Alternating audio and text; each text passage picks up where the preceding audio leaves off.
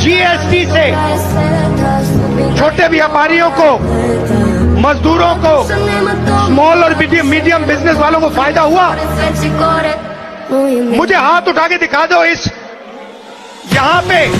नहीं, हाथ नीचे करो। नहीं, हाथ नीचे करो।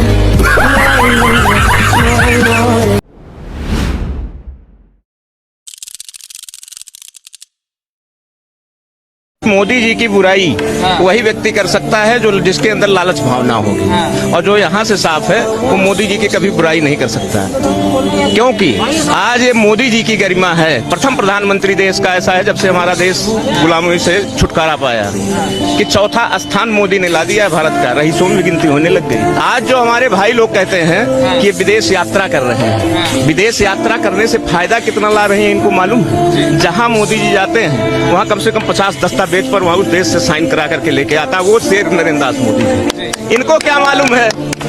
इनको केवल यही दिखाई दे रहा है कि वो तो विदेश यात्रा कर रहे हैं। आज विदेश यात्रा की देन है। जब यूक्रेन और रूस की लड़ाई हुई थी तो उसने तुरंत रूस और यूक्रेन दोनों देशों को अकेले मोदी जी ने ललकारा था कि अगर एक भारतीय हमारा मार दिया गया तो फिर समझ लेना क्या होगा।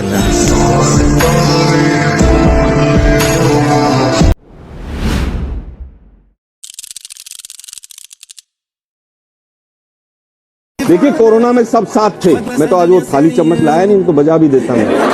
सब साथ थे, और दिया बत्ती और गोबर का लेप और गोमूत्र सब साथ थे। लेकिन उसके बावजूद 50 लाख लोगों की मृत्यु हुई, और उसके बावजूद गंगा का किनारा लाशों से पट गया। और उसके बावजूद आज सरकार कहती है कि अगर किसी की मौत वैक्सीन लेने से होती है तो सरकार जिम्मेदार नहीं।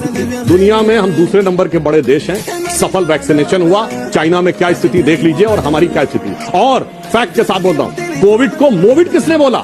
और इनको बड़ा रखता थाली बजाने से और दिया जलाने से कोरोना भाग जाएगा, तो चरखा जलाने से अंग्रेज भाग रहा था। महात्मा गांधी ने चरखे को एक प्रतीक बनाया कि पूरे राष्ट्र की भावनाएं उसके साथ आकर जुड़े और देश अंग्रेजों के खिलाफ खड़े हो। वैसे ही मोदी जी ने उस समय थाली और दिए को एक प्रतीक बनाया कि कोरोना से लड़ने के लिए पूरा राष्ट्र खड़ा हो।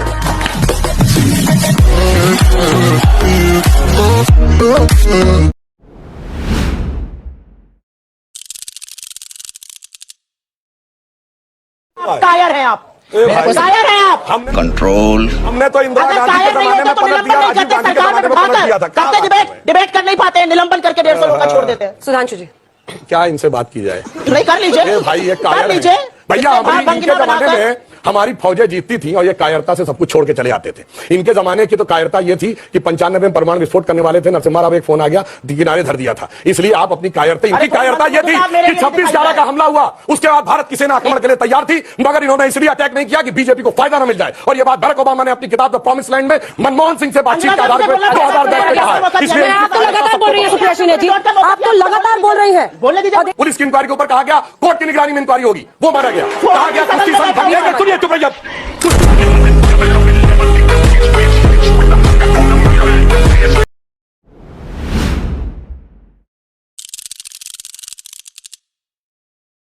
अंग्रेजों का शासन नहीं है, कांग्रेस का शासन नहीं है, ये भारतीय जनता पार्टी और नरेंद्र मोदी का शासन। यहाँ पर आतंकवाद को बचाने की कोई दलीलें काम में नहीं ली जाएगी।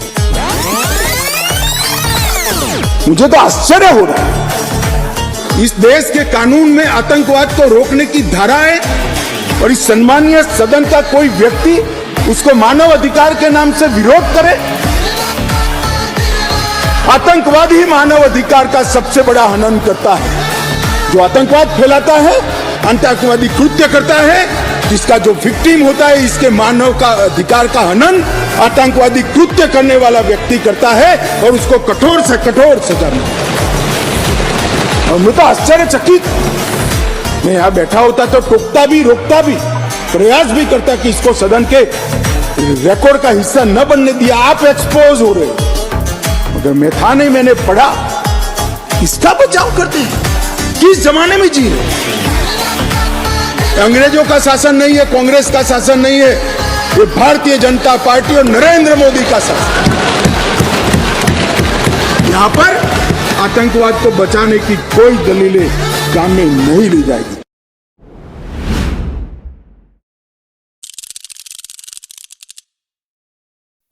अरे उत्तर प्रदेश से चुनकर आए हैं, उन 50 लाख लड़कों पर कुछ तो बोल दीजिए जिनकी परीक्षा कैंसिल हो गई, जिससे पैसे अट लिए गाजर मूली की तरह बेचारे जो ट्रेनों और बसों में बस के गए थे पुलिस का इम्तिहान देने, जो 7 साल में पहली बार निकला था। उन 14 लाख लोगों पर कुछ तो कह दीजिए। आरो राजस्थान याद आ जाता है, इन बच्चों के आंसू नहीं याद आ रहे हैं। इन्होंने पहले कहा कि इतने पेपर आउट हो रहे हैं, योगी सरकार ने सख्ती से कार्रवाई की। हमारी सरकार वो नहीं है कि राजस्थान में 20 पेपर आउट हुए, उसके बाद चीफ मिनिस्टर क्या कहता, मैं जादूगर हूं। जादूगर हूं हमारे किसी सीएम ने नहीं कहा। दूसरा, आपने कहा किसानों के लिए एमएसपी के ऊपर, तो मैं कहना चाहता हूं इंडी गठबंधन की सरकार है पंजाब में, एमएसपी लीगल कर दे, कौन रोक रहा है? हमने यूसीसी उत्तराखंड में लागू कर दिया, हमने असम में अपना स्थानीय लॉ बना दिया। अंजना जी, अगर इनको रत्ती भर भी भरोसा होता, 90 दिन तो रह गए सरकार बनने में, ये जाके किसानों से कहते कि तुम पीछे आ जाओ, 90 दिन बाद हमारी सरकार आने वाली, हम सब ठीक कर देंगे। पर इनको भी पता आएगा तो मोदी ही।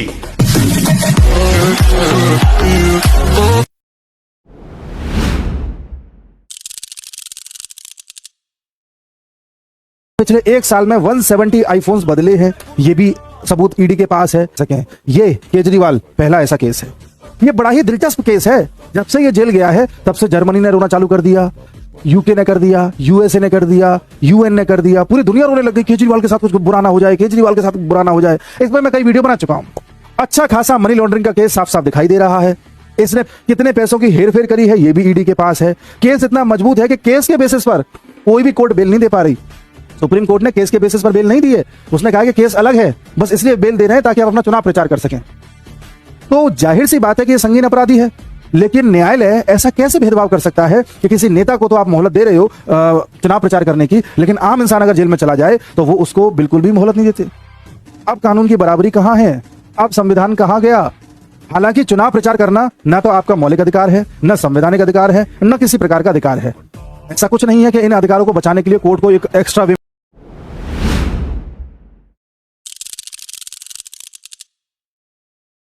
एक बात बताइए कि मोदी जी के 10 साल हो गए हैं और विपक्ष कह रहा है कि भाई साहब मोदी जी को अब नहीं हटाएंगे तो तानाशाही आगे जा जाएगा देश में। 10 साल से तो विपक्ष था, तो उसने क्या किया? वो तानाशाह नहीं था। लगातार कांग्रेस गवर्नमेंट आ रही थी तो वो तानाशाह नहीं थी। तो अब मोदी क्यों तानाशाह? कह रहे हैं कि वो सुनते नहीं है किसी की। कांग्रेस ने किसकी सुनी? चाणक्य ने कहा है विदेशी माँ से उत्पन्न संतान कभी स्वदेशी नहीं हो सकती।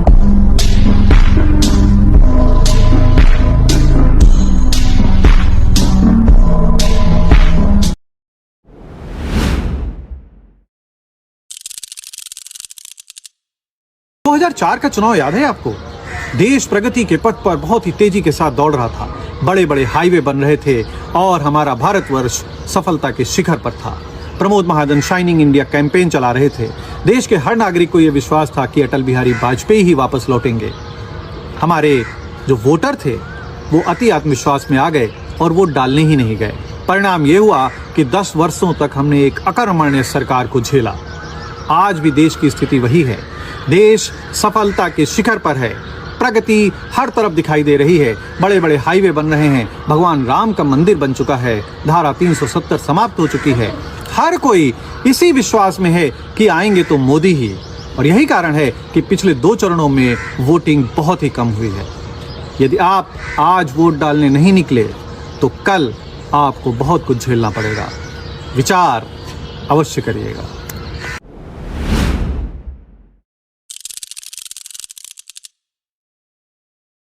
देखिए, पहले ज़माने में मैं तो 40 बरस से इस प्रोफेशन में हूँ, हम देखते थे हर चीज़ के लिए या तो अमेरिका की तरफ देखते थे या रशिया की तरफ देखते थे। उनके लीडर जो करा दें वो सही, और बाकी सब पीछे पीछे चलते थे। अभी आपने रोल ही बदल दिया है।